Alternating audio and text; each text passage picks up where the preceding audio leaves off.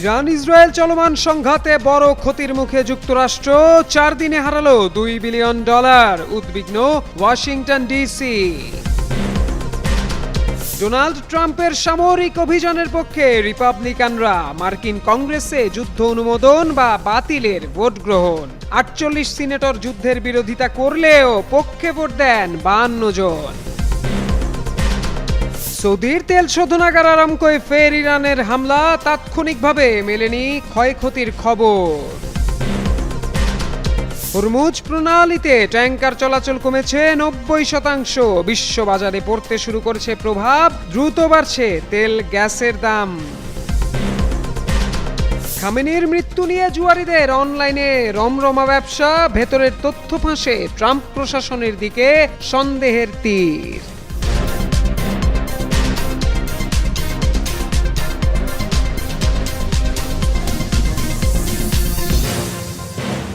Iran Israel চলমান সংঘাত ক্রমেই জটিলতর হচ্ছে। একে অপরকে সামরিক ক্ষমতার জানান দিতে ব্যস্ত দেশগুলো। তারই প্রেক্ষিতে ইরানের বিরুদ্ধে সামরিক অভিযানে বড়সড় ক্ষতির মুখে পড়েছে যুক্তরাষ্ট্র। আক্রমণের প্রথম 4 দিনেই প্রায় $2 বিলিয়ন মূল্যের সামরিক সরঞ্জাম হারিয়েছে দেশটি। বুধবার তুরস্কের রাষ্ট্রীয় সংবাদ সংস্থা আনাদলু এজেন্সির প্রতিবেদনে বলা হয়, সবচেয়ে বড় ক্ষতির মধ্যে রয়েছে কাতারের আল উদেইদ বিমান ঘাঁটিতে স্থাপিত মার্কিন রাডার সতর্কতা ব্যবস্থা, যার মূল্য প্রায় $1.1 বিলিয়ন। শনিবার ইরানের ক্ষেপণাস্ত্র হামলায় এটি ক্ষতিগ্রস্ত হয়েছে বলে নিশ্চিত করেছে কাতার। এদিকে রোববার কুয়েতি বিমান প্রতিরক্ষা বাহিনীর ভুলে 3টি F-15 যুদ্ধ বিমান ধ্বংস হয়। 6 জন বিমান ক্রু বেঁচে গেলেও বিমানগুলো বাঁচেনি। তাদের প্রতিস্থাপনের খরচ আনুমানিক $282 মিলিয়ন। এর আগে শনিবার যুক্তরাষ্ট্র ইসরায়েলে প্রথম আক্রমণের সময় বাহরাইনের মানামায় মার্কিন নৌবাহিনীর 5ম নৌবহরের সদর দপ্তরে হামলা চালায় ইরান। এতে 2টি স্যাটেলাইট যোগাযোগ টার্মিনাল ও বেশ কিছু অবকাঠামো ধ্বংস হয়। প্রতিটি টার্মিনালের মূল্য আনুমানিক $20 মিলিয়ন।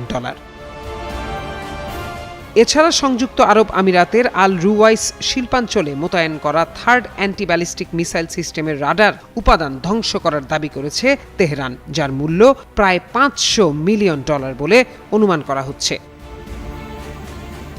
এসব হিসাব একত্র করলে প্রায় $1.902 বিলিয়ন মার্কিন সামরিক সম্পদের ক্ষয়ক্ষতির কথা উঠে আসে। পাশাপাশি সৌদি আরবের রিয়াদ, কুয়েত সিটি ও দুবাইয়ে অবস্থিত মার্কিন কূটনৈতিক মিশনেও ড্রোন ও ক্ষেপণাস্ত্র হামলার খবর পাওয়া গেছে।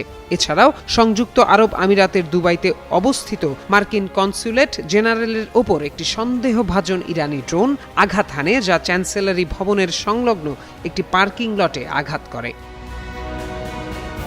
প্রত্যয় দাস, যুগান্তর নিউজ। দখলদার ইসরায়েল ও যুক্তরাষ্ট্রের যৌথ হামলায় ইরানের পুরো মধ্যপ্রাচ্যে আগুন জ্বালিয়ে দিয়েছে। গত 28 ফেব্রুয়ারির ওই আগ্রাসনের পর হাতের মুষ্টি ছেড়ে দিয়েছে তেহরানও। ঝাঁকে ঝাঁকে ক্ষেপণাস্ত্র ও ড্রোন ছুড়েছে উগ্র ইহুদিবাদী ভূখণ্ড ও উপসাগরীয় দেশগুলোয় মার্কিন স্বার্থ সংশ্লিষ্ট স্থাপনায় লক্ষ্য করে। এর মধ্যে অন্যতম আক্রান্ত দেশের নাম কাতার। সম্প্রতি কাতারে যুক্তরাষ্ট্রের $1 বিলিয়ন মার্কিন রাডার সিস্টেম ধ্বংস করে দিয়েছে ইরান। এরপর দেশটির প্রতিরক্ষা ব্যবস্থা ভেঙে পড়েছে বলে আশঙ্কা করা হচ্ছে।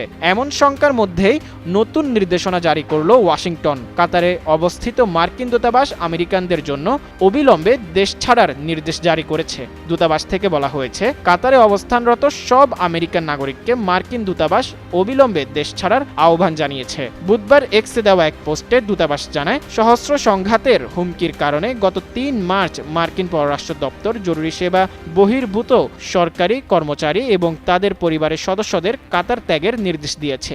যদি নিরাপদ মনে হয় তবে আমেরিকানদের এখনই কাতার ত্যাগ করা উচিত।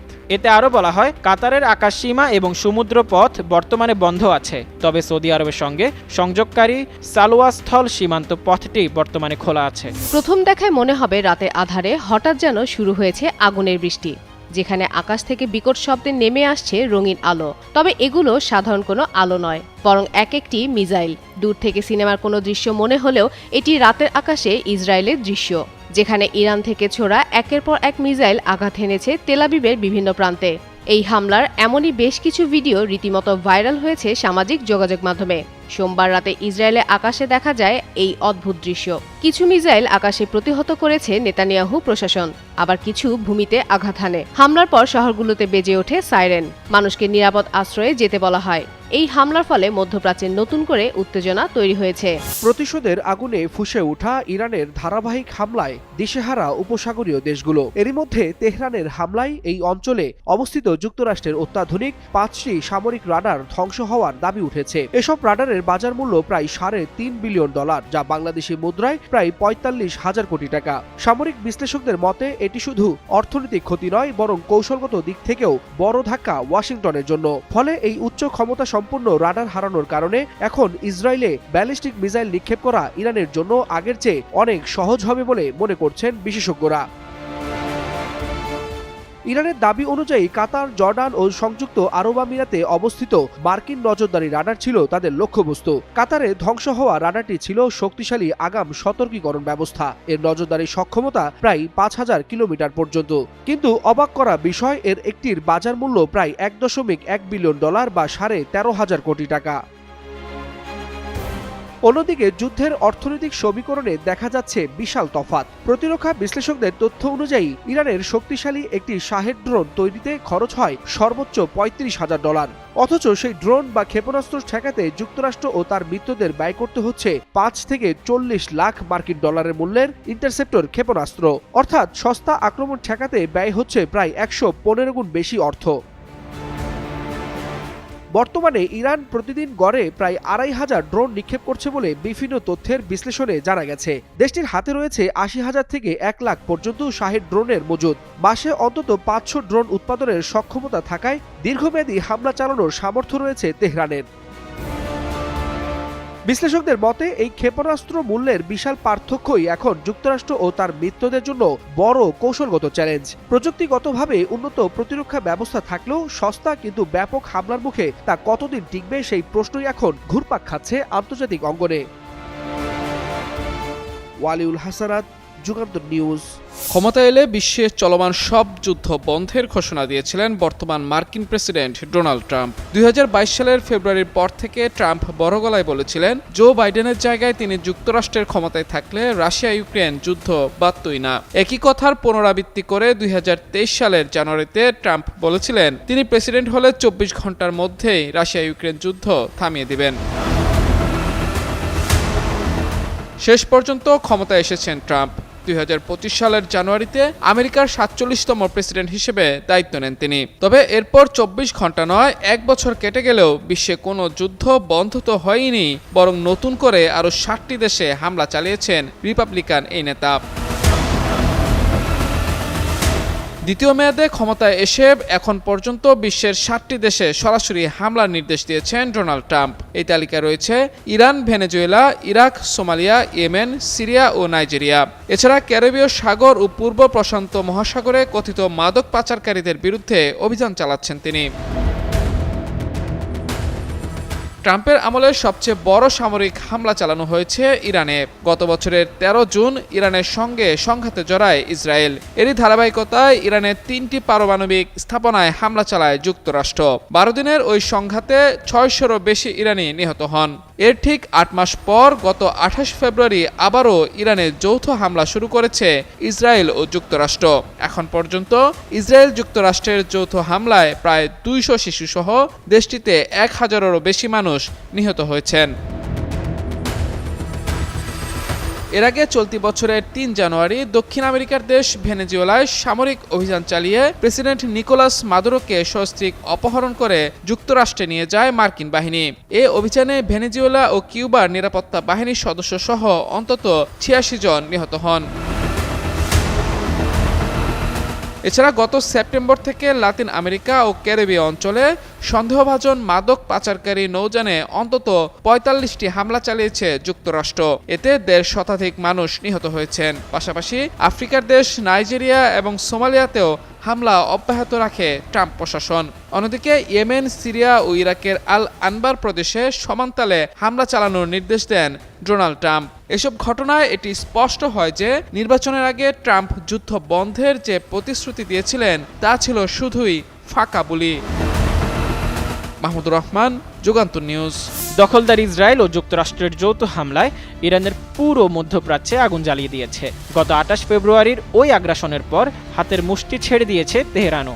ঝাঁকে ঝাঁকে ক্ষেপণাস্ত্র ও ড্রোন ছুড়েছে উগ্র ইহুদিবাদী ভূখণ্ড ও উপসাগরীয় দেশগুলোয় মার্কিন স্বার্থ সংশ্লিষ্ট স্থাপনায় লক্ষ্য করে। এর মধ্যে অন্যতম আক্রান্ত দেশের নাম কাতার।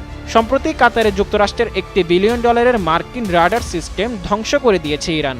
এরপর দেশটির প্রতিরক্ষা ব্যবস্থা ভেঙে পড়েছে বলে আশঙ্কা করা হচ্ছে। এমন শঙ্কার মধ্যেই নতুন নির্দেশনা জারি করল ওয়াশিংটন। কাতারে অবস্থিত মার্কিন দূতাবাস আমেরিকানদের জন্য অবিলম্বে দেশ ছাড়ার নির্দেশ জারি করেছে। দূতাবাস থেকে বলা হয়েছে, কাতারে অবস্থানরত সব আমেরিকান নাগরিককে মার্কিন দূতাবাস অবিলম্বে দেশ ছাড়ার আহ্বান জানিয়েছে। বুধবার এক্সে দেওয়া এক পোস্টে দূতাবাস জানায়, সহস্র সংঘাতের হুমকির কারণে গত ৩ মার্চ মার্কিন পররাষ্ট্র দপ্তর জরুরি সেবা বহির্ভূত সরকারি কর্মচারী এবং তাদের পরিবারের সদস্যদের কাতার ত্যাগের নির্দেশ দিয়েছে।